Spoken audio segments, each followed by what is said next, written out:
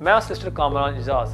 अगर तुहाडा कोई भी इमिग्रेशन मसला है, human rights applications, 7 year child applications, stateless applications या ईए एप्लीकेशंस, तुसी हुण ही मेरे नाल राबता करो 075 01 01 01 01।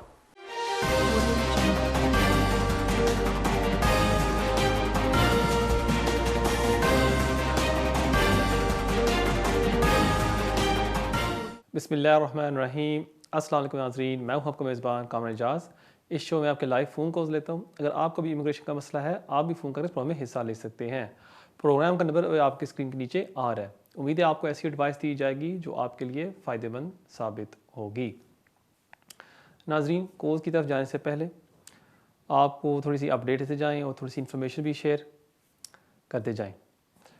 काफ़ी ज़्यादा इंक्वायरीज़ आ रही हैं इस वीक मेरे पास कि हमने अप्लाई किया था ईए फैमिली परमिट के लिए बिफ़ोर 31 दिसंबर 2020 और हमारी एप्लीकेशन रिफ्यूज़ हो गई थी। हमने उस डिसीजन को अपील किया और हमारी अपील मंजूर हो गई है। लेकिन अभी होम ऑफिस की तरफ से एक लेटर आया है जहां वो कह रहे हैं कि आपकी अपील मंजूर हो गई है, लेकिन हम 30 जून के बाद फैमिली परमिट्स नहीं इशू कर रहे, और क्योंकि आप कोई और रूट को सेटिस्फाई नहीं करते, हम आपको वीज़ा नहीं इशू करेंगे। काफ़ी क्लाइंट्स को ये लेटर्स आ रहे हैं और इसके ऊपर मैं थोड़ी सी रोशनी डालना चाहता था कि अगर आपको ये लेटर मिला है, आप फौरी तौर पर एक सिस्टर को कंसल्ट करें जो आपको फिर एडवाइस कर सकता है आपको नेक्स्ट स्टेप क्या लेना चाहिए, क्योंकि अभी तक होम ऑफिस ने इस पर कोई जवाब नहीं दिया।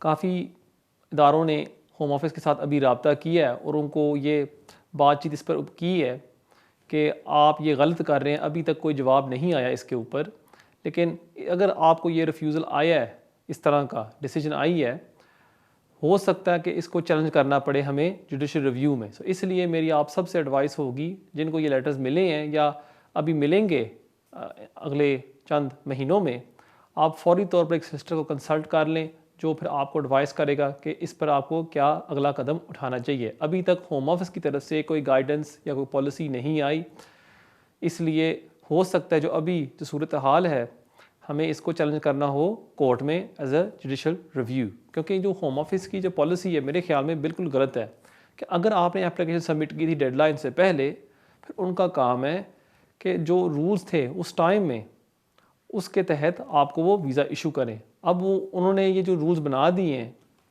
नए साल में और अब वो सबको ये पेनलाइज करने, ये उनकी गलती है। नाज़रीन, हमारी बातचीत चलती रहेगी, लेकिन मुझे बताया जा रहा है कि कॉल आ रहा है, तो कॉल की तरफ चलते हैं। Hello hello hello, you live on है। जिस कमरान जी कामरान साहब बोल रहे हैं, जी फरमाइए। Immigration problem. जी बात करें, मैं सुन रहा हूँ जी। No visa.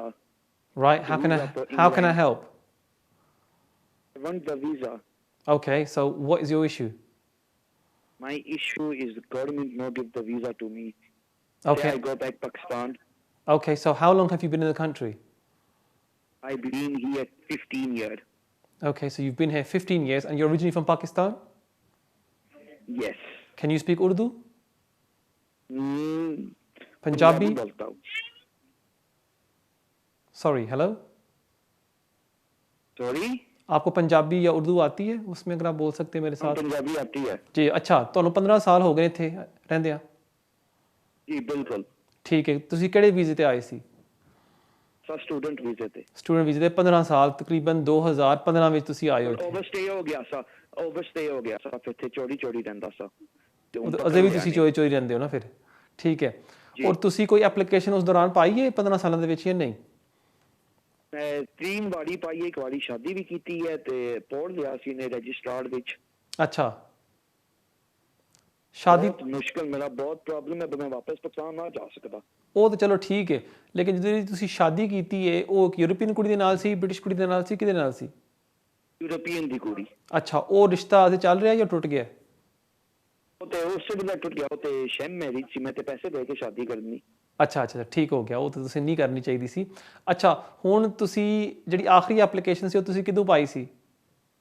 ਮੈਨੂੰ ਤਕਰੀਬਨ ਹੋ ਗਏ ਕਰੋਨਾ ਤੋਂ ਪਹਿਲਾਂ ਹੀ। अच्छा, ਉਹਦਾ ਕੋਈ ਜਵਾਬ ਆਇਆ ਹੈ ਜਾਂ ਕੀ ਆਇਆ ਹੈ?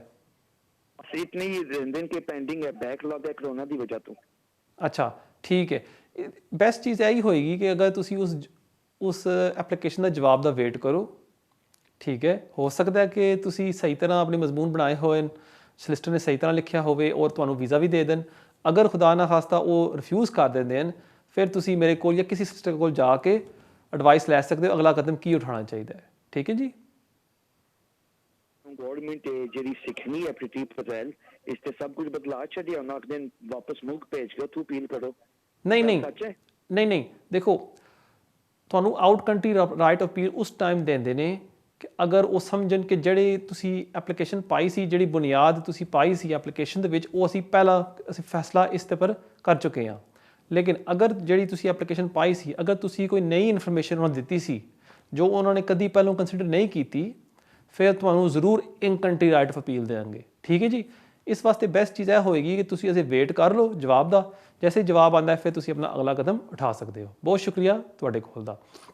नाज़रीन, जैसे मैं बता रहा था आपको कॉल से पहले कि अगर आपने फैमिली परमिट के लिए अप्लाई किया है और आपकी एप्लीकेशन उन्होंने रिफ्यूज़ कर दी और अपील में जाके आपने अपील जीत ली है और अभी तक होम ऑफिस ने आपको वीज़ा नहीं इशू किया क्योंकि वो कह रहे हैं कि हम अब फैमिली परमिट्स 30 जून के बाद नहीं इशू कर सकते, उसको आप चैलेंज कर सकते हैं जुडिशल रिव्यू के ज़रिए।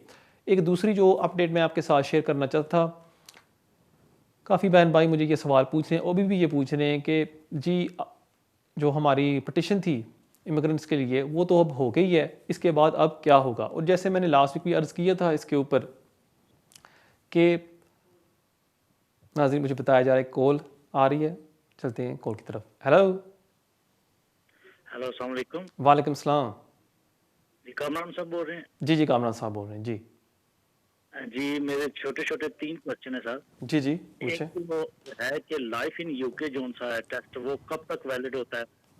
ठीक है। और दूसरा ये है कि मैं यहाँ पे स्पाउस वीजे पे हूँ, तो मैं अपनी मदर को बुलाना चाहता हूँ। मेरी वाइफ ब्रिटिश बोर्न है, तो क्या आप समझते हैं विजिट पे बुला के यहाँ पे ट्राई करें या वहाँ से?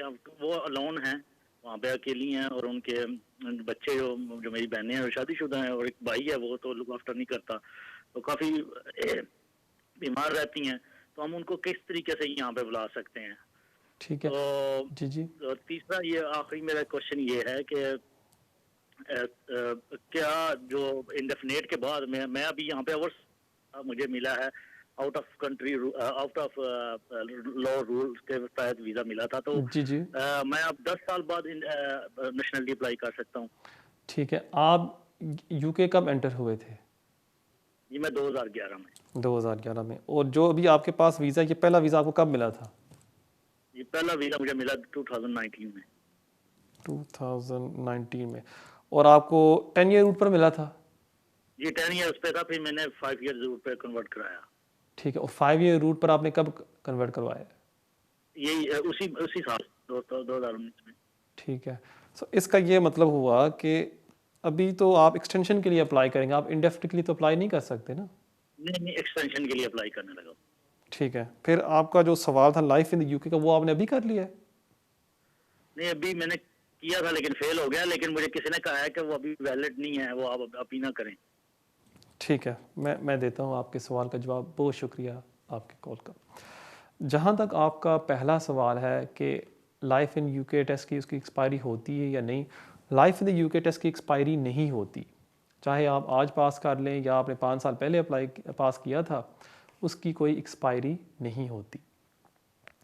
जो इंग्लिश टेस्ट होता है जैसे कि A1, A2, B1, उसकी 2 साल की एक्सपायरी होती है। लेकिन अगर आपने फ़र्ज़ करें पहली एक्सटेंशन के लिए अप्लाई किया था, पहले वीज़े के लिए, और आपने B1 पास कर लिया, बल्कि बजाय A1 से आपने B1 पास कर लिया, जो ज़्यादा मुश्किल होता है, और चाहे वो अगर उसके 2 साल हो गए हैं क्योंकि आपने कोई उस पहले एप्लीकेशन में उस सर्टिफिकेट को इस्तेमाल किया था, आप उसको एक्सटेंशन में भी इस्तेमाल कर सकते हैं और अपने ILR एप्लीकेशन में भी इस्तेमाल कर सकते हैं, चाहे वो एक्सपायर हो गया है, क्योंकि आपने एक एप्लीकेशन में उसको इस्तेमाल किया था। सो उसमें ये एक फ़ायदा होता है कि अगर आप एक एडवांस इंग्लिश टेस्ट पहले से पास कर लें, चाहे वो एक्सपायर हो जाए, बाद में भी उसको आप इस्तेमाल कर सकते हैं।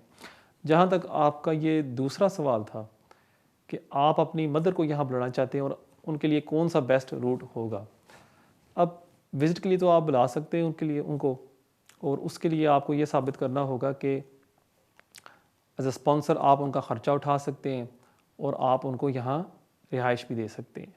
आपकी मदर ने जो अप्लाई कर रही होंगी पाकिस्तान से, उन्होंने साबित करना होगा कि उनके टाइज़ हैं पाकिस्तान में, और अगर उनको वीज़ा इशू किया जाता है वो वापस जाएंगे। और ये सबसे मुश्किल रिक्वायरमेंट होती है एंट्री क्लियरेंस ऑफिसर को साबित करना कि जी अगर आप मुझे वीज़ा दे देते हैं मैं ज़रूर वापस जाऊंगा या मैं ज़रूर वापस जाऊंगी। ये मेन चीज़ आपने साबित करनी होती है। इसके लिए एप्लीकेशन पाने से पहले मैं हमेशा आप सबको एडवाइस करता हूँ कि किसी सॉलिसिटर से मिल लें, और वो फिर आपको बता सकता है कि आपकी मदर के सर्कमस्टांसेस के मुताबिक कौन कौन से डॉक्यूमेंट्स लगाने चाहिए कि आपके एप्लीकेशन को ज़्यादा से ज़्यादा चांस हो कि वो सक्सेसफुल हो। उम्मीद है आपको आपके सवाल का जवाब मिल गया होगा। बहुत शुक्रिया आपके कॉल का। नाजरीन, मुझे बताया जा रहा है कि ब्रेक का वक्त होता जाता है। जाने से पहले मैं आपको अपना ईमेल एड्रेस दे जाऊँ जो अभी आपके स्क्रीन के ऊपर आ रहा होगा kejaz@me.com। इसके ज़रिए आप मुझे कांटेक्ट कर सकते हैं, और अगर आप मुझे मिलना चाहते हैं आप मुझे मिल भी सकते हैं। और हमेशा की तरह मैं आप सबसे रिक्वेस्ट करता हूँ कि अगर आप जाएँ यूट्यूब के ऊपर और वहाँ टाइप करें कामरान एजाज़, वहाँ आपको मेरी तस्वीर नज़र आ जाएगी, और उस चैनल को आप फॉलो करें, सब्सक्राइब करें, और वहाँ भी मज़ीद अपडेट्स मैं आपके साथ शेयर करता रहता हूँ। और अगर आप मुझे वहाँ कोई सवाल पूछना चाहते हैं कमेंट्स में आप मुझे लिख सकते हैं, और मैं अपनी तरफ से पूरी कोशिश करता हूँ कि आपके सवालों के जवाब दूँ। नाजरीन, कहीं नहीं जाना, मिलते हैं ब्रेक के बाद।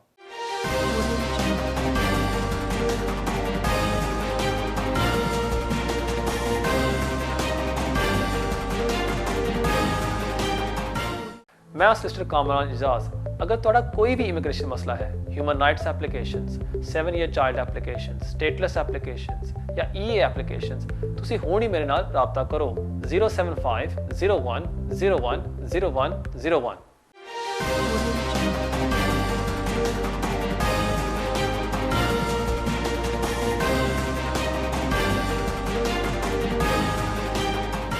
Welcome back to immigration with Kamran. बगैर कोई टाइम ज़ाया किए देखते हैं हमारे अगले कॉलर कौन है। Hello hello hello, your live on है। अस्सलाम वालेकुम भाजी। वालेकुम सलाम जी। ਭਾਜੀ ਮੈਂ ਮਾੜਾ ਜਿਹਾ ਪਤਾ ਕਰਨਾ ਸੀ, ਇਹ ਮੈਂ ਜਿੱਦਾਂ ਪਹਿਲਾਂ ਮੈਨੂੰ ਰੈਜ਼ੀਡੈਂਸੀ ਪਰਮਾਨੈਂਟ ਰੈਜ਼ੀਡੈਂਸੀ ਕਾਰਡ ਮਿਲਿਆ ਸੀਗਾ। ਠੀਕ ਹੈ, ਕਿਦੋਂ ਮਿਲਿਆ ਸੀ? ਇਹ ਮੈਨੂੰ 11ਵੇਂ ਮਹੀਨੇ 2020 ਵਿੱਚ? ਹਾਂਜੀ 2020 ਦੇ ਵਿੱਚ। ਠੀਕ ਹੋ ਗਿਆ, ਠੀਕ ਹੈ।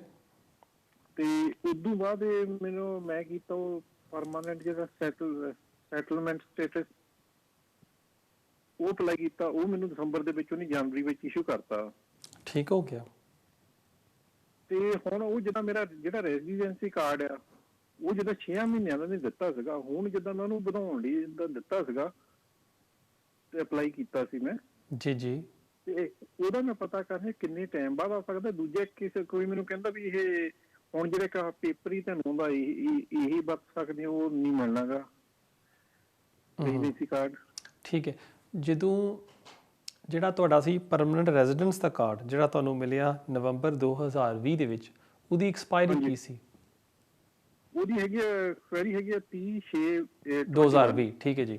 ਔਰ ਜਦੋਂ ਉਹਨਾਂ ਤੁਹਾਨੂੰ ਇਸ਼ੂ ਕੀਤਾ ਸੈਟਲ ਸਟੇਟਸ ਦਾ ਕਾਰਡ ਜਨਵਰੀ 2021 ਵਿੱਚ, ਉਹਦੀ ਵੀ ਐਕਸਪਾਇਰੀ ਸੀ ਜਨਵਰੀ 30 ਜੂਨ 2020, 30 ਜੂਨ 2021। ਸਹੀ ਗੱਲ ਹੈ? ਹਾਂਜੀ 21 ਦਾ। ਹਾਂਜੀ ਠੀਕ ਹੋ ਗਿਆ, ਉਹਨੂੰ ਕਾਰਡ ਤੁਹਾਡਾ ਐਕਸਪਾਇਰ ਹੋ ਗਿਆ। ਠੀਕ ਹੈ ਜੀ। ਤੁਸੀਂ ਇੰਡੀਅਨ ਨੈਸ਼ਨਲ ਹੋ ਜਾਂ ਯੂਰੋਪੀਅਨ? ਇੰਡੀਅਨ ਨੈਸ਼ਨਲ ਹੋ ਤੁਸੀਂ? ਇੰਡੀਅਨ ਨੈਸ਼ਨੈਲਿਟੀ ਹੈ, ਪਰ ਮੇਰੇ ਕੋਲ ਤੇ ਜਿੱਦਾਂ ਮੇਰੇ ਕੋਲ ਰੈਜ਼ੀਡੈਂਸੀ ਕਾਰਡ ਜਿਹੜਾ ਸਪੇਨ ਦਾ ਸੀਗਾ। ਰੈਜ਼ੀਡੈਂਸੀ ਕਾਰਡ ਸੀ ਸਪੇਨ ਦਾ। ਠੀਕ ਹੋ ਗਿਆ, ਮੈਂ ਸਮਝ ਗਿਆ ਤੁਹਾਡਾ। ਠੀਕ ਹੈ ਜੀ, ਮੈਂ ਦਿੰਦਾ ਤੁਹਾਡੇ ਸਵਾਲ ਦਾ ਜਵਾਬ। ਬਹੁਤ ਸ਼ੁਕਰੀਆ ਤੁਹਾਡੇ ਕੋਲ ਦਾ। ਕਿਉਂਕਿ ਤੁਹਾਡੇ ਕੋਲ ਸੀ ਪਰਮਨੈਂਟ ਰੈਜ਼ੀਡੈਂਸ ਕਾਰਡ ਔਰ ਉਹਦੀ ਐਕਸਪਾਇਰੀ ਸੀ 30 ਜੂਨ 2021। ਜਦੋਂ ਤੁਸੀਂ ਅਪਲਾਈ ਕੀਤਾ ਸੈਟਲ ਸਟੇਟਸ ਵਾਸਤੇ, ਉਹਦੇ ਤਹਿਤ ਤੁਹਾਨੂੰ ਉਹੀ ਨਵਾਂ ਕਾਰਡ ਦੇ ਦਿੱਤਾ, ਲੇਕਿਨ ਉਹੀ ਐਕਸਪਾਇਰੀ ਦੇ ਨਾਲ। ਹੁਣ ਤੁਹਾਨੂੰ ਕੀ ਕਰਨਾ ਚਾਹੀਦਾ ਕਿ ਅਗਰ ਤੁਸੀਂ ਨਵਾਂ BRP ਕਾਰਡ ਅਪਲਾਈ ਕਰ ਲਓ, ਉਹਦੀ ਵੀ ਫਿਰ ਹੋਏਗੀ ਐਕਸਪਾਇਰੀ 30 ਜੂਨ ਤੋਂ ਬਾਅਦ। ਉਹ ਇਸ਼ੂ ਕਰ ਦਾਂਗੇ 5 ਸਾਲ ਦਾ ਜਾਂ 10 ਸਾਲ ਦਾ। ਇਸ ਵਾਸਤੇ ਬੈਸਟ ਚੀਜ਼ ਇਹ ਹੋਏਗੀ ਕਿ ਫੌਰੀ ਤੌਰ 'ਤੇ ਤੁਸੀਂ ਅਪਲਾਈ ਕਰ ਲਓ ਨਵੇਂ ਕਾਰਡ ਵਾਸਤੇ। ਉਹ ਫਿਰ ਆ ਜਾਏਗਾ 3-4 ਮਹੀਨੇ ਦੇ ਵਿੱਚ। ਉਹ ਫਿਰ ਤੁਸੀਂ ਇਸਤੇਮਾਲ ਕਰ ਸਕਦੇ ਹੋ ਟਰੈਵਲ ਵਾਸਤੇ। ਅਗਰ ਤੁਸੀਂ ਇੱਕ ਯੂਰੋਪੀਅਨ ਨੈਸ਼ਨਲ ਹੋ, ਯੂਰੋਪੀਅਨ ਨੈਸ਼ਨਲ ਵਾਸਤੇ ਕਾਰਡ ਨਹੀਂ ਇਸ਼ੂ ਕੀਤਾ ਜਾਂਦਾ। ਉਹਨਾਂ ਨੂੰ ਕਹਿੰਦੇ ਨੇ ਕਿ ਤੁਸੀਂ किस्म ਦਾ ਇਹਨੂੰ ਕਹਿੰਦੇ ਨੇ ਈ ਵੀਜ਼ਾ ਈ ਰੈਜ਼ੀਡੈਂਸ ਜਿਹੜਾ ਤੁਸੀਂ ਦਿਖਾਉਂਦੇ ਹੋ ਕੰਪਿਊਟਰਾਈਜ਼ਡ ਹੁੰਦਾ ਹੈ ਉਹ ਤੁਸੀਂ ਦਿਖਾ ਸਕਦੇ ਹੋ 에ਅਰਪੋਰਟ ਦੇ ਵਿੱਚ ਜਾਂ ਤੁਸੀਂ ਉਹ ਪਰਚਾ ਪ੍ਰਿੰਟ ਵੀ ਕਰ ਸਕਦੇ ਹੋ ਔਰ ਜਦੋਂ ਤੁਸੀਂ ਟਰੈਵਲ ਕਰੋ ਉਹ ਤੁਸੀਂ ਆਪਣੇ ਨਾਲ ਰੱਖੋ ਲੇਕਿਨ ਕਿਉਂਕਿ ਤੁਸੀਂ ਉਹ ਇੱਕ ਇੰਡੀਅਨ ਨੈਸ਼ਨਲ ਤੁਹਾਡੇ ਵਾਸਤੇ ਕਾਰਡ ਹੋਣਾ ਚਾਹੀਦਾ ਹੈ ਉਹ ਤੁਸੀਂ ਫੌਰੀ ਤੌਰ ਤੇ ਅਪਲਾਈ ਕਰ ਲਓ ਕਾਰਡ ਵਾਸਤੇ वो ਤੁਹਾਡੇ ਵਾਸਤੇ अच्छा होएगा बहुत शुक्रिया ਤੁਹਾਡੇ ਕੋਲ ਦਾ नाज़रीन देखते हैं हमारे अगले कॉलर कौन है हेलो अस्सलाम वालेकुम। वालेकुम सलाम कामरान साहब, मेरे दो क्वेश्चन हैं। जी जी एक तो पहला तो ये कि ये हम फैमिली एंड प्राइवेट रोड पे हमने एक्सटेंशन डाली हुई है जी जी और वो हमने डाली थी एंड ऑफ फरवरी। ठीक है तो ये पूछना था कि ये नहीं कह रहा कि कोई कितना टाइम लग जाता है, मैं ये पूछ रहा हूँ कि आपके जो एक्सटेंशन के लिए डालते हैं तो अंदाजन आजकल कितने अरसे बाद डिसीजन आ जाते हैं। एक तो ये सवाल है।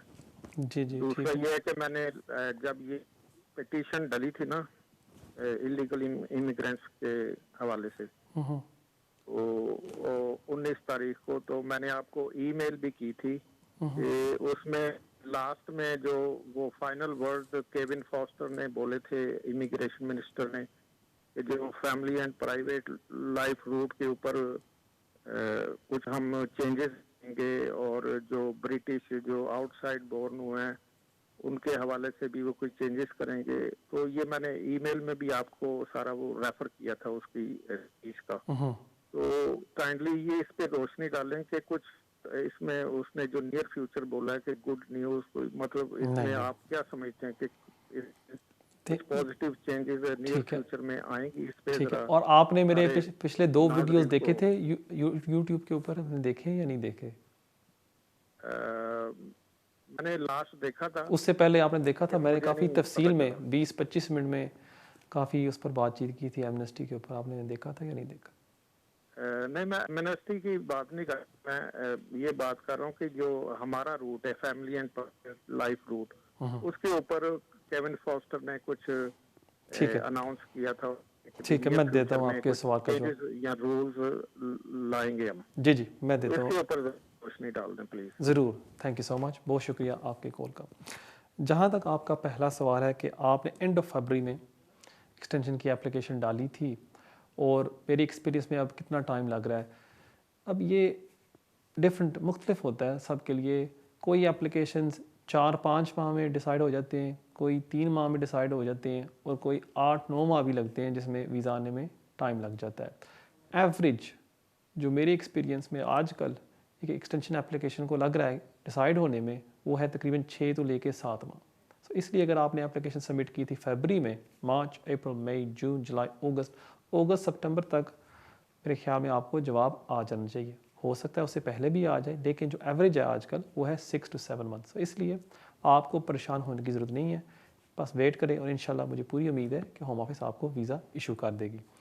जहाँ तक आपका ये दूसरा सवाल है कि आपने मुझे एक ईमेल भेजी थी और आपको जवाब नहीं मिला उसके लिए मैं माजरत चाहता हूँ बेशुमार ईमेल्स मेरे पास आते हैं एवरी डे और कभी कभी मुझसे मिस भी हो जाते हैं मैं आप सबसे यही एडवाइस करता हूँ कि अगर आप मुझे मिलना चाहते हैं बेस्ट चीज़ यही होगी कि अगर आप ऑफिस आ जाएं और वहाँ हमारी बातचीत हो सकती है लेकिन जहाँ तक आपका ये सवाल है कि केविन फॉस्टर ने एंड में कहा था कि कोई गुड न्यूज़ आने वाली है और इस पर अगर मैं थोड़ी सी रोशनी डाल दूँ जो केविन फॉस्टर थे वो हैं कंजर्वेटिव एमपी और उन्होंने अपोज़ किया था एमनेस्टी को पहली बात तो ये मैं क्लियर करता जाऊँ आप सबके लिए लेकिन उन्होंने इस डिबेट को चेयर किया था मतलब कि वो इजाज़त देते थे एमपीज़ को जी आप बोलें और स्टार्ट में भी उन्होंने इंट्रोडक्शन की थी एंड में भी उन्होंने समराइज़ किया था वो थे केविन फॉस्टर और थोड़ी सी मिसअंडरस्टैंडिंग हो गई है लोगों को सॉलिसिटर्स को भी जो आखिरी स्टेटमेंट उसने की थी उसने ये कहा था एंड में आके कि जी आज एक बहुत अच्छा ये डिबेट हुआ है उम्मीद है इमिग्रेंट्स को इससे खुशी होगी कि हमने उनकी आवाज़ उठाई है यहाँ पार्लियामेंट में बैठ के और अगर आज कोई बिल पास होता पार्लियामेंट में हमें उम्मीद है कि जो अपोजिशन है वो इस बिल को सपोर्ट करती और इसकी सेकंड रीडिंग होती और इसके ऊपर हम दोबारा बातचीत करते और फिर हम इस बिल को पास करते। अब उसने जब ये स्टेटमेंट कही है वो एक मिसाल दे रहा है कि अगर 2-3 साल बाद, फ़र्ज़ करें 5 साल बाद या 10 साल बाद जब भी कोई बिल पास होता है, इस पर फिर तफसील में बातचीत होगी। क्योंकि शायद आपको याद होगा कि जब ये एमनेस्टी की पटिशन शुरू हुई थी, उस पटिशन की डिमांड्स क्या थी?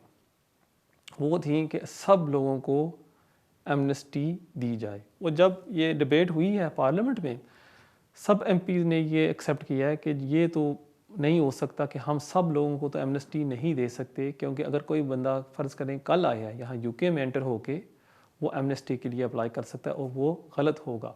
और वो केविन फॉस्टर इस पर बात कर रहे थे कि जी ये तो चलो हम सब मानते हैं कि हम सब को नहीं दे सकते, लेकिन आइंदा फ्यूचर में जब हम इस पर बातचीत करेंगे, अगर कोई बिल किसी का पास होता है, फिर हम इसको थोड़ा सा चेंज कर सकते हैं कि जी जिन लोगों को यहाँ 10 साल हो गए हैं उसको हम दे सकते हैं, या जिन लोगों को 15 साल हो गए उनको हम दे सकते हैं। और वो एक मिसाल दे रहा था कि अगर फ़र्ज़ करें जब भी इस पर कोई बातचीत होती है पार्लियामेंट में, फिर हम देख सकते हैं कि क्या क्या हम कर सकते हैं इसके ऊपर। ये था वो पॉइंट। जहाँ तक नेशनैलिटी के लिए उसने कोई बात की थी कि कोई फ़ीस कम की जाएगी या एप्लीकेशंस के ऊपर, उस पर तो उसने कोई ऐसी बातचीत नहीं की। लेकिन जैसे ही कोई अपडेट आती है नेशनलिटी एप्लीकेशंस के ऊपर या होम ऑफिस फ़ीस एप्लीकेशंस के ऊपर, मैं ज़रूर आपके साथ शेयर करूँगा। बहुत शुक्रिया आपके कॉल का, और देखते हैं हमारे अगले कॉलर कौन है। Hello. Hello, hi sir. My mom, she's in India and she visited UK like 3 times on visitor visa. And so what is the next step I should do? I need to apply for like 5-year visa, like a visit visa, or can I apply for permanent stay? Okay. And has her visa expired? No, she got still visa until I think September. It was 2-year visa. Okay. Okay, I understand. Thank you very much for your call. The best thing will be if your mother is visiting the UK frequently, and given that now she's built up an immigration history, you could apply for a 5-year multiple visa, which would allow her to come regularly within those 5 years. Alluding to your second question, whereby you've asked, could you potentially apply for indefinite leave to remain for your mother? That's out of the equation. Because if your mother arrives in the UK, she cannot apply for indefinite leave to remain, because the purpose of her visit to the UK is merely to visit. Now, she could apply for as an adult dependent relative from outside the UK. However, she would have to show that she is dependent, for example, on yourself, or that she has care needs that cannot be adequately met wherever she's living, whether that be in India or Pakistan. The problem that I envisage there is if your mother's application is refused, which is quite likely given the high threshold that one has to satisfy for an adult dependent relative application, any potential visit visa applications that she makes in the future are likely to be refused, because the entry clearance officer, his stance will be, previously you applied for indefinite leave to remain as an adult dependent relative, your intention was to stay permanently in the UK, we therefore do not believe that if we grant you a visit visa, you will not return back to your home country. So it's the old cliche that I always allude to, why fix something that's not been broken? If she's coming and going on a visit visa, the best route for her would be to stay on that. So before making any decision on what application to submit, I would strongly advise you to see your solicitor, who can then discuss with you in depth what the best options are for your mother. Thank you very much for your call. नाज़रीन, देखते हैं हमारे अगले collar कौन है। Hello. वालेकुम सलाम। जी कमल भाई ना सी 10 अप्रैल ਨੂੰ ਫਿਗਰਸ ਦਿੱਤੇ ਨਾ 7 ਈਅਰ ਬੇਸ ਦੇ ਉੱਤੇ ਨਾ। ਹਾਂਜੀ। ਤੇ ਸਰ ਜੀ ਅਜੇ ਤੱਕ ਕੋਈ ਰਿਪਲਾਈ ਨਹੀਂ ਉਹਨਾਂ ਦਾ ਆ ਰਿਹਾ। ਮੈਂ ਐਮਪੀ ਨੂੰ ਈਮੇਲ ਕੀਤੀ, ਐਮਪੀ ਨੇ ਵੀ ਮੈਨੂੰ ਕਿਹਾ ਕਿ 21 ਵਰਕਿੰਗ ਡੇਜ਼ ਦੇ ਵਿੱਚ ਤੁਹਾਨੂੰ ਅਸੀਂ ਰਿਪਲਾਈ ਕਰਾਂਗੇ। ਠੀਕ ਹੈ। ਇਹ ਪੁੱਛਣਾ ਕਿ ਉਹ ਕਿੰਨਾ ਕੁ ਟਾਈਮ ਲਾ ਰਹੇ ਨੇ, ਮਤਲਬ ਤਕਰੀਬਨ 4 ਮਹੀਨੇ ਹੋਣ ਲੱਗੇ ਨੇ ਫਿੰਗਰਸ ਕੀਤੇ ਨੇ। ਤੁਸੀਂ ਨਾਰਮਲ ਟਰੈਕ ਤੇ ਕੀਤਾ ਸੀ ਜਾਂ ਵਿੰਡੋ ਸਰਵਿਸ ਕੀਤੀ ਸੀ? ਵਿੰਡੋ ਨਹੀਂ ਮੈਨੂੰ ਨਹੀਂ ਪਤਾ ਇਹਨੂੰ ਕੀ ਤੁਸੀਂ ਉਹ ਜਿਹੜੀ ਨੈਕਸਟ ਡੇ ਹੁੰਦੀ ਹੈ ਜਿਹੜਾ 800 ਪਾਉਂਡ ਐਕਸਟਰਾ ਫੀ ਬੰਦਾ ਦਿੰਦਾ ਉਹ ਤੁਸੀਂ ਕੀਤਾ ਸੀ ਐਪਲੀਕੇਸ਼ਨ ਜਾਂ ਤੁਸੀਂ ਉਹ ਨਹੀਂ ਕੀਤਾ ਨਾਰਮਲ ਕੀਤਾ नॉर्मली ਕੀਤਾ ਸੀ ठीक हो गया मैं देना ਤੁਹਾਡੇ सवाल का जवाब बहुत शुक्रिया ਤੁਹਾਡੇ कॉल का देखें जैसे मैंने पहले भी अर्ज़ किया था कि होम ऑफिस की पॉलिसी है कि हम 6 माह के अंदर एप्लीकेशन को कंसिडर करते हैं अभी आपने एप्लीकेशन सबमिट की है अप्रैल में अप्रैल मई जून जुलाई अगस्त अभी आया नहीं है इसका मतलब कि तकरीबन 3 माह हो गए हैं मेरी आपसे ये गुजारिश होगी कि अभी आप 3 माह और वेट कर लें और मुझे पूरी उम्मीद है कि आपको वीज़ा इशू कर देंगे अगर आप अभी आप एमपी के पास जाएंगे होम ऑफिस की तरफ से वही जवाब आएगा कि जी हम एप्लीकेशन को कंसिडर कर रहे हैं 6 माह की टाइम लिमिट हमारी पूरी नहीं हुई लेकिन हम जितना जल्दी हो सके हम उस एप्लीकेशन को कंसिडर करेंगे और उसमें आपको कोई फ़ायदा नहीं होगा तो इसलिए बेस्ट चीज़ यही होगी मेरे ख्याल में कि आप वेट करें 3 माह और उसके दौरान आपको वो वीज़ा इशू कर देंगे बहुत शुक्रिया आपके सवाल का और देखते हैं हमारे अगले कॉलर कौन है हेलो अस्सलाम वालेकुम वालेकुम सलाम जी पूछना ये है कि मैं मेरी वाइफ के पास 10 ईयर का EU settlement indefinite leave to remain है ठीक है तो ये पाकिस्तान कितना टाइम के लिए रह सकते हैं 6 मंथ है या इससे ज़्यादा भी रह सकते हैं आपका स्टेटस क्या है यहाँ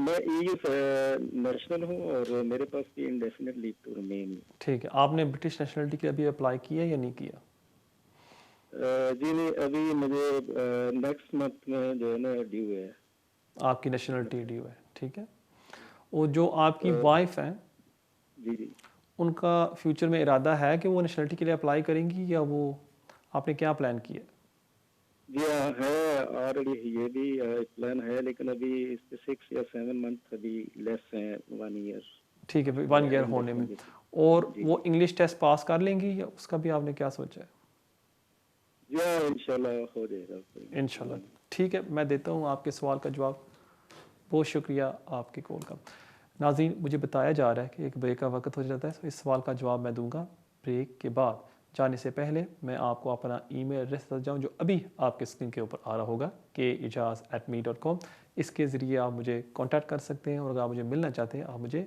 मिल भी सकते हैं मिलते हैं ब्रेक के बाद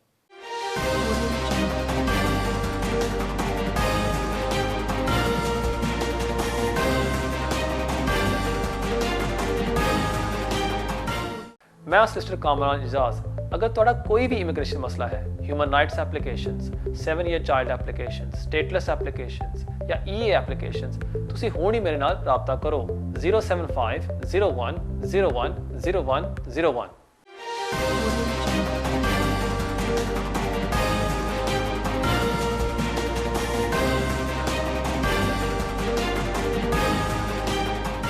नाज़रीन welcome back to immigration with Kamran break से पहले एक सवाल पूछा गया था मुझसे कि जो इनकी जो वाइफ हैं कॉलर की वाइफ उनके पास हैं इंडेफिनिट लीव टू रिमेन और वो कितना टाइम यूके के बाहर गुजार सकती हैं अब यहाँ अगर आपके पास ILR है सेटल स्टेटस आप 5 साल यूके से बाहर गुजार सकते हैं 5 साल यूके के बाहर आप गुजार सकते हैं और आपको कोई प्रॉब्लम नहीं होगी लेकिन आपने मुझे बताया है कि तकरीबन 6 माह बाद आप सोच रहे हैं कि आपकी वाइफ अप्लाई करेंगी नेशनलिटी के लिए और उसको मद्देनज़र रखते हुए मेरी आपसे ये एडवाइस होगी कि आप मेक श्योर करें कि आपकी वाइफ 90 डेज से बाहर यूके से नहीं गुजारती क्योंकि जब आपकी वाइफ अप्लाई करेंगी नेशनलिटी के लिए वो देखेंगे उसके पिछले 5 साल का रिकॉर्ड और उसने कितना टाइम यूके से बाहर गुजारा था और वो आपने मेक श्योर करना है कि 450 डेज़ यूके से बाहर आपकी वाइफ ने नहीं गुजारे अगर कोई भी साल में अगर टोटल आपकी वाइफ ने 450 से ज़्यादा डेज़ गुजारे हैं फिर उसकी नेशनलिटी एप्लीकेशन को वो रिफ्यूज़ कर देंगे और दूसरी बात जब आपकी वाइफ अप्लाई करेगी नेशनलिटी के लिए जो जिस दिन वो अप्लाई करेंगी उससे 12 मंथ पहले 1 साल पहले वो चेक करेंगे कि आपकी वाइफ ने 90 डेज से ज़्यादा यूके के बाहर नहीं गुजारे सो ये 2 रिक्वायरमेंट्स होती हैं रेजिडेंसी की जो आपने इस्टेब्लिश करनी होती है सो इसलिए ये प्लीज़ आप इसका ख्याल रखें जब आपकी वाइफ अप्लाई करेंगी लेकिन अगर आपकी वाइफ की कोई इंटेंशन नहीं है कि वो नेशनलिटी के लिए अप्लाई नहीं करेगी और वैसे ही वो रहना चाहती है अपने सेटल स्टेटस के ऊपर फिर 5 साल आप यूके के बाहर गुजार सकते हैं, उसमें आपको कोई प्रॉब्लम नहीं होती। और अगर आप 1 साल फॉर एग्ज़ाम्पल 8-9 माह भी यूके के बाहर गुजारते हैं, वापस आ जाते हैं यूके में, उसमें भी आपको कोई प्रॉब्लम नहीं होती। लेकिन जब आप नेशनलिटी के लिए अप्लाई करेंगे, फिर आपने अपने रेजिडेंसी रिक्वायरमेंट को फुलफ़िल करना होता है। बहुत शुक्रिया आपके सवाल का, और देखते हैं हमारे अगले कॉलर कौन है। हेलो। हेलो, अस्सलाम वालेकुम। वालेकुम सलाम। मेरी दोस्त का सवाल है नेशनलाइजेशन एप्लीकेशन के मुतालिक। एक तो सवाल है कि लाइफ इन दी यूके मैंने 2009 में किया था, क्या वो स्टिल वैलिड होगा? और दूसरा क्वेश्चन जो है, मुझे एक फाइन हुआ था डीवीएलए से 2019 सितंबर में। वो गाड़ी मेरी गराज में थी, तो उनके डीवीएलए के सिस्टम में आया कि अनइंश्योर्ड है। तो उन्होंने कांटेक्ट करने की कोशिश की, सम रीजन वो नहीं हुआ, लेकिन वो लास्ट फाइनल नोटिस आया, उन्होंने कहा कि कोर्ट में लेके जा रहे हैं, लेकिन कोर्ट से जाने से पहले ही उन्होंने विड्रॉ कर लिया। मैंने 100 पाउंड फीस दे दी थी। क्या ये नेशनलाइजेशन की एप्लीकेशन में जब मैं सबमिट करूंगा, ये मेंशन करना लाजमी है कि ये जस्ट फाइन होता है, ये मेंशन करना लाजमी नहीं होता? ठीक है, सॉरी, और आपका पहला सवाल क्या था, मैं भूल गया। पहला लाइफ इन यूके के मुतालिक अच्छा था अच्छा, कि ठीक है, वो जी जी, मुझे वैलिड याद आ होगा। गया। ठीक है 2009 में किया था, जी उन्होंने जी, कभी यूज नहीं किया, लेकिन वो 2009 में था। अब नेशनलाइजेशन एप्लीकेशन के लिए यूज करना है। ठीक है, मैं देता हूँ आपके सवाल का जवाब। बहुत शुक्रिया आपके कॉल का। जहाँ तक आपका पहला सवाल है कि आपने लाइफ इन द यूके पास किया था 2009 में, तकरीबन 12 साल पहले, अगर आप उसको इस्तेमाल कर सकते हैं या नहीं। जी बिल्कुल, आप उसको इस्तेमाल कर सकते हैं, क्योंकि जैसे मैंने पहले भी अर्ज़ किया था, life in the UK test की एक्सपायरी नहीं होती। आप जब भी अप्लाई करें, उसको आप साथ लगा सकते हैं एप्लीकेशन के साथ। जहाँ तक आपका दूसरा सवाल था कि आपको एक फ़ाइन मिला था डीवीएलए की तरफ से, और अगर आप अप्लाई करेंगे नेशनलिटी के लिए, आपको अफेक्ट कर सकता है या नहीं। अगर ये एक फ़ाइन है, फिर तो आपको ये अफेक्ट करेगा और 3 साल के लिए आप अप्लाई नहीं कर सकते। लेकिन अगर ये है एक फ़िक्स्ड पेनल्टी नोटिस, फिर आपको इसमें प्रॉब्लम नहीं होगी और आपको वो ग्रांट कर देंगे नेशनलिटी। जहाँ तक आपका दूसरा सवाल था कि अगर आपको डिक्लेयर करना चाहिए या नहीं, बिल्कुल आपको डिक्लेयर करना चाहिए, लेकिन कोई भी कदम उठाने से पहले प्लीज़ मेरी आपसे गुजारिश होगी कि एक सॉलिसिटर से मिल लें, जो आपको बता सकता है कि इसमें कोई प्रॉब्लम होगी या नहीं, और सही तरह आपके ग्राउंड बना सके। ये ना हो कि आपकी एप्लीकेशन को वो रिफ्यूज़ करते हैं, क्योंकि जब नेशनलिटी की एप्लीकेशन वो रिफ्यूज़ करते हैं, वो आपके पैसे रिफ़ंड नहीं करते। सो इसलिए प्लीज़ मैं आपसे रिक्वेस्ट करता हूँ कि एक सॉलिसिटर से फ़ौरी तौर से मिल लें। बहुत शुक्रिया आपके सवाल का, और देखते हैं हमारे अगले कॉलर कौन है। हेलो। जी अस्सलाम वालेकुम। वालेकुम सलाम। जी मुझे ये पूछना था कि मैंने एक अपील रिफ्यूज हुई थी 2014 में एसडब्ल्यू के केसेस में सब चल रहे थे उसमें। सॉरी, आपकी आवाज़ नहीं आ रही सही तरह, प्लीज़ थोड़ा सा ऊंचा बोलिएगा प्लीज़। आवाज आ रही है? जी अभी आ रही थोड़ी सी। जी जी। मेरी एक अपील रिफ्यूज हुई थी 2014 में, जो पीएसडब्ल्यू के केसेस चल रहे थे उस सिलसिले में। ठीक है। तो उस दौरान मेरी ब्रिटिश सिटीजन से शादी हो गई थी, और मेरी अपील उस दौरान रिफ्यूज हुई, और मुझे पता नहीं चला, मुझे नोटिस नहीं आया कोई कोर्ट से। ठीक है। जब मुझे पता लगा बाद में, तो मैंने उसके 14 डेज में एप्लीकेशन डाल दी थी। ठीक है। और उस दौरान मैंने कोर्ट से कांटेक्ट भी किया था वाया ईमेल इसके। ठीक है। आपने जो इन्फॉर्मेशन नहीं थी डिसीजन के, जी जी। so I had all the proofs. Okay. So उसके बाद मुझे स्पाउस वीजा भी मिला, एक्सटेंशन भी मिली, और ILR भी मिल गया। मुझे ये पूछना था कि मैंने अभी नेशनलाइजेशन के अप्लाई किए हैं, तो मैंने सुना मैंने ये है कि उसमें जब वो ये चीज़ें हैं, the duration of application all that issues in past, वो थोड़ा डिटेल में देखते हैं। Is there something I should be concerned about? Sorry, nationality application में क्या वो पूछते हैं? मैंने सुना कि वो ये चीजें डिटेल में देखते हैं कि आपका कोई गैप हुआ हो पीछे एंड स्टफ लाइक दैट। तो इस वजह से मैं पूछ रहा हूँ कि is this something to be concern about? मेरा Now let me get something clear है। आपको कौन से बेस के ऊपर ILR ग्रांट की थी? लॉन्ग रेजिडेंस के ऊपर या स्पाउस वीज़े के ऊपर? स्पाउस वीजे के ऊपर। ठीक है, या ओके, ठीक है जी, मैं देता हूँ आपके सवाल का जवाब। बहुत शुक्रिया आपके कॉल का। जहाँ तक नेशनलिटी एप्लीकेशन जब आप सबमिट करते हैं, जैसे ही आपको ILR ग्रांट किया जाता है, and if you are the spouse of a British national, आप फौरी तौर पर अप्लाई कर सकते हैं नेशनलिटी के लिए। लेकिन जब आप नेशनलिटी के लिए अप्लाई करते हैं वहाँ आपको सेटिस्फाई करना होता है गुड कैरेक्टर रिक्वायरमेंट, और वहाँ आपने साबित करना होता है कि पिछले 10 सालों में आपके पास वीज़ा था। अब लाइन थोड़ी सी ख़राब थी, सही तरह मैं नहीं सुन सका, लेकिन मुझे लग रहा है कि वहाँ पोटेंशली शायद कोई ब्रेक होगी हो। अगर हुई है फिर तो आपकी नेशनलिटी एप्लीकेशन को वो रिफ्यूज़ कर देंगे क्योंकि आप गुड कैरेक्टर रिक्वायरमेंट को सेटिस्फाई नहीं करते। लेकिन अगर जब आपने PSW से अप्लाई किया था फॉर दी स्पाउस वीज़ा, अगर उन्होंने आपको फौरी तौर पर 5 ईयर रूट पर वीज़ा दिया था, फिर तो वो एक्सेप्ट कर रहे हैं कि आपके पास वैलिड लीव थी, और अगर आपने फिर नेशनलिटी की एप्लीकेशन सबमिट की है फिर मुझे उम्मीद है कि आपकी एप्लीकेशन सक्सेसफुल होगी। कोई भी कदम उठाने से पहले मैं आपसे ये एडवाइस करूँगा कि आप अपनी सब्जेक्ट एक्सेस रिपोर्ट मंगवा लें होम ऑफिस से। वहाँ आप चेक कर सकते हैं वहाँ के आपके लीव में कोई ब्रेक हुई है या नहीं, या आप एक सिस्टर के पास जाके डिटेल में एडवाइस ले सकते हैं। बहुत शुक्रिया आपके सवाल का, और देखते हैं हमारे अगले कॉलर कौन है। हेलो। अस्सलाम वालेकुम कामरान साहब। वालेकुम सलाम। हाँ जी कामरान साहब, मैंने पहले भी कॉल की थी आपको, और उसके मैंने क्लैरिफाई करना था कि होम ऑफिस वाले तो ये ILR वाली जो एप्लीकेशंस होती हैं उसमें 6 मंथ्स का वो टाइम देते हैं। करेक्ट। लेकिन जो दूसरी एक्सटेंशन वगैरह की होती है उसमें तो वो कहते हैं कि 8 वीक्स में डिसाइड कर देंगे।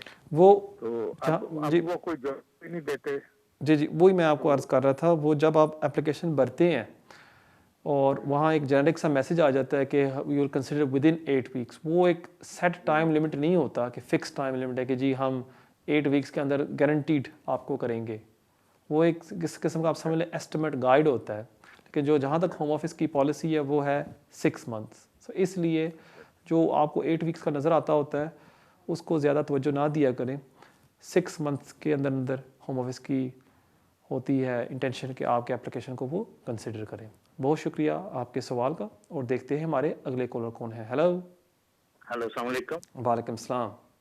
जी कामरान साहब, मैंने पहले भी फ़ोन किया था, शायद आप सवाल प्रॉपर समझ नहीं सके। मैंने कहा था कि मैंने अपनी वालदा को यहाँ पे परमानेंट बुलाना चाहता हूँ। सर जी मैं बिल्कुल आपकी बात समझ गया था, और जैसे मैंने अर्ज़ किया था कि विज़िट पर आप बुला सकते हैं, वो तो आपके पास चॉइस है। जहाँ तक परमानेंट है, इंडेफिनिट के लिए आप तो नहीं बुला सकते क्योंकि अभी तो आपके पास इंडेफिनिट नहीं है। अगर आप बुलाना चाहते हैं अगर आप उनको बुलाना चाहते हैं इंडेफिनिट लीव टू रिमेन के लिए, आपको साबित करना होगा उनको देखभाल की ज़रूरत है, यहाँ वहाँ कोई बंदा देखभाल के लिए नहीं है, और उनके पास कोई ऐसी सीरियस कंडीशंस है कि उनको लाजमन आपकी ज़रूरत है यहाँ देखभाल के लिए। अब अगर आप कहते हैं कि जी उनके पास डायबिटीज़ है, कोलेस्ट्रॉल है, ब्लड प्रेशर है, वो होम ऑफिस एक्सेप्ट नहीं करेगी, ना कोई इमिग्रेशन जज उसको एक्सेप्ट करेगा। कोई सीरियस मेडिकल कंडीशन होनी चाहिए उनके पास, उस बेस के ऊपर या तो वहाँ पाकिस्तान में है नहीं उनका कोई देखभाल करने के लिए, या वो अफोर्ड नहीं कर सकती प्राइवेट केयर ट्रीटमेंट। इन दोनों में से एक चीज़ आपने साबित करनी होगी। अब अगर उनके पास एक सीरियस मेडिकल कंडीशन है भी, होम ऑफिस की ऑब्जेक्शन या आर्ग्यूमेंट ये होगी कि पहले उनकी देखभाल कौन कर रहा था, अब वो कैरी ऑन क्यों नहीं हो सकता। सो इसलिए मेरी आपसे एडवाइस होगी, ये एप्लीकेशन सबमिट करने से पहले आप एक सॉलिसिटर से मिल लें जो आपको बता सके इसके मेरिट्स क्या हैं। क्योंकि जब आप इंडेफिनिट लीव टू रिमेन की एप्लीकेशन सबमिट करते हैं तकरीबन आपके 3-3.5 हज़ार पाउंड लग जाते हैं, और अगर एप्लीकेशन रिफ्यूज़ हो जाती है फिर आपने अपील में जाना होता है, और उसमें भी काफ़ी खासा आपका ख़र्चा लग जाता है। तो इसलिए कोई भी कदम उठाने से पहले एक सॉलिसिटर से ज़रूर मिल लें। Thank you so much for your call. और नाज़रीन देखते हैं हमारे अगले कॉलर कौन है। हेलो। अस्सलाम वालेकुम। वालेकुम सलाम। कमरान साहब, हमारे कोई फैमिली फ्रेंड है पाकिस्तान में, जी तो उनकी मिसेस को हम विजिट पे बुलाना चाहते हैं, तो उनके लिए क्या पेपर रिक्वायरमेंट होगी पेपरों की? ठीक है, फैमिली फ्रेंड्स हैं आपके? जी ठीक है, मैं देता हूँ आपके सवाल का जवाब। बहुत शुक्रिया आपकी कॉल का। अगर आप अपने फ्रेंड्स को स्पॉन्सर करना चाहते हैं, मेनली आपने ये साबित करना होगा कि आप उनका ख़र्चा उठा सकते हैं, आपके पास पैसे हैं कि आप उनका ख़र्चा उठा सकते हैं, और दूसरा कि आप अगर उनको रिहाइश दे रहे हैं, आपके पास जगह है कि आप उनको रिहाइश दे सकते हैं। और जैसे मैंने शो के स्टार्ट में भी अर्ज़ किया था कि अगर आपके फ्रेंड अप्लाई कर रहे हैं पाकिस्तान से, उन्होंने साबित करना होगा कि अगर उनको वीज़ा दिया जाता है कि वो वापस जाएंगे टू इंडिया या पाकिस्तान या बांग्लादेश, जहाँ भी वो रहते हैं, कि वो अपने होम कंट्री वापस जाएंगे। उस लिए वहाँ वो उनको प्रूफ लगाना होगा कि उनके पास कौन से टाइज़ हैं अपनी होम कंट्री में। फॉर एग्जांपल अगर वो काम कर रहे हैं या अगर उनके पास कोई ज़मीन है, सब ये चीज़ें उनको साबित करनी होगी, फिर ही जाके एंटी टेररिस्ट ऑफिसर अगर वो मुतमिन हो जाता है वो वीज़ा इशू करेगा। बहुत शुक्रिया आपके सवाल का, और देखते हैं हमारे अगले कॉल कौन है। Hello Hello. Hello, you live on है। Hello. Hello, you live on है। Oh yeah. My question was a little bit tricky. I wanted to permanently go out of UK and work in UK via online system. I'm a British citizen. Right. Am I allowed to do so? Right. So when you say you want to permanently go out the UK and work, which country are we talking about here? I'm talking about India. India. So you want to go there permanently and work in India, correct? No, I want to work in UK for a UK employer. I'll be paying taxes in UK. I'll be paying national insurance in UK. Right. But I'll be residing in India, Yeah. and I'll work online. That's fine. That's not a problem. I mean, I'm not an employment lawyer, but I don't see any objection to that. I mean, provided you're employed by the company that's registered, domiciled in the UK, they're paying your PAYE, and you're working as a freelancer, for instance, or you're not required to attend the office and you're allowed to work remotely, whether that be in London, in the UK, or India, that should not be a problem. I don't see any problem with that. That's entirely your choice, wherever you choose to work. And between you and your employer, the agreement that you have, that you can work in India, you could work in the UK. So that's a private agreement between yourselves. I don't see any objection to that. You are free to do so. Thank you so much for your call. नाजरीन, देखते हैं हमारे अगले collar कौन है। Hello. Hello, अस्सलाम वालेकुम। वालेकुम सलाम। हेलो सर, मेरा सवाल था कि मेरी वाइफ यूरोपियन है और हाँ जी। मैं तो इंडियन हूँ, और मैंने मैरिज रजिस्टर करवाई है कौंसिल दफ्तर। तो सर अभी तक ना तो उनकी ईमेल आई है और ना उनका कोई जवाब आया है, ना कोई मैसेज, ना कोई letter.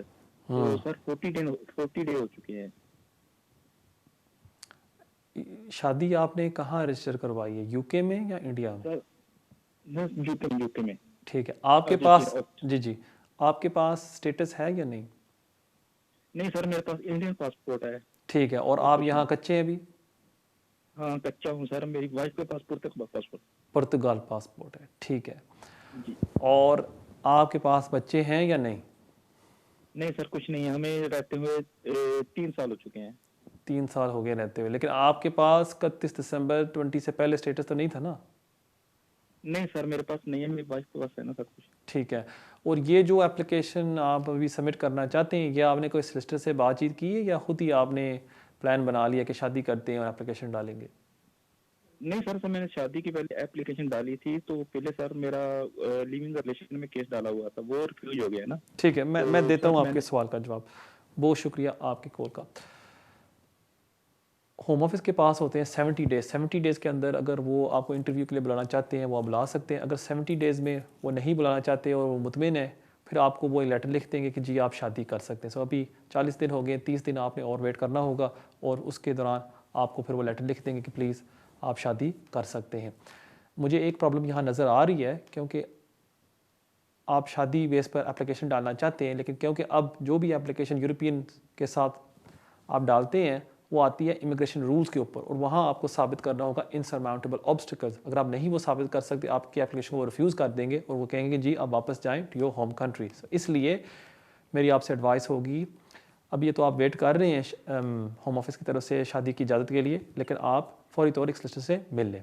Thank you so much for your question. नाज़रीन, ये था हमारा आखिरी सवाल आज के लिए। उम्मीद है कि आपको आज का प्रोग्राम पसंद आया होगा। हमेशा की तरह मैं आप सबसे रिक्वेस्ट करता हूँ कि अगर आप कोशिश कर रहे थे कॉल करने की और आपकी बारी नहीं आई, आप यूट्यूब पर जाके वहाँ मुझे भी फॉलो कर सकते हैं, और कमेंट्स में अगर आप कोई भी सवाल मुझे पूछना चाहते हैं आप मुझे पूछ सकते हैं। इंशाअल्लाह ताला हमारी मुलाकात होगी अगले हफ्ते इसी टाइम 6 से लेकर 7 बजे सिर्फ वीनस टीवी पर। तब तक के लिए मुझे इजाज़त दें। अस्सलाम वालेकुम।